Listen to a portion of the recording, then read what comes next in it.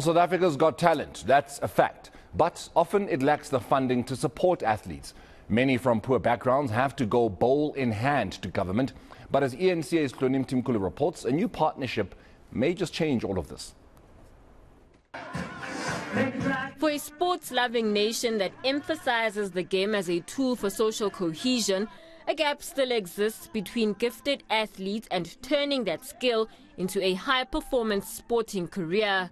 The age-old problem of funding continues to exist, funding that plays a fundamental role in cultivating talent. When you talk to government got a set of priorities, and sport is not a priority at this moment in time. If you have to ask government, and I understand that, if you have 100 rand, would you give it for a housing project or would you give it for a sport project? They will say we provide for houses. So as sporting leaders, we realize that. Lottering and his organization have partnered with university placement agency Worldwide Scholarships to curb this reliance on government funding.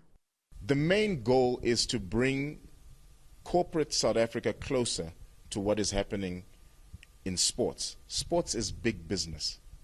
It's only in Africa that we don't realize that. The government should be the second source of income or the second source of revenue that is used for programs that are run throughout the continent. As I said, this is not a Gauteng thing only. The organization was started more than 20 years ago by former sprinter and American football player Maraire. One of its core functions is talent identification.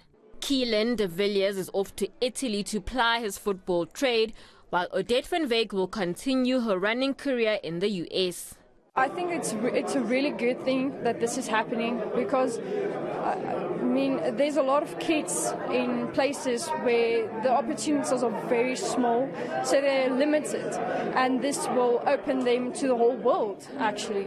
It made me believe in myself much more. My family is now more supportive because it's much easier now, obviously, but as an individual, I truly believe in them because they took me to the place where I always wanted to be. At least 10 sporting codes have been identified for this 10-year project so far. Hloni Mtimkulu, Johannesburg.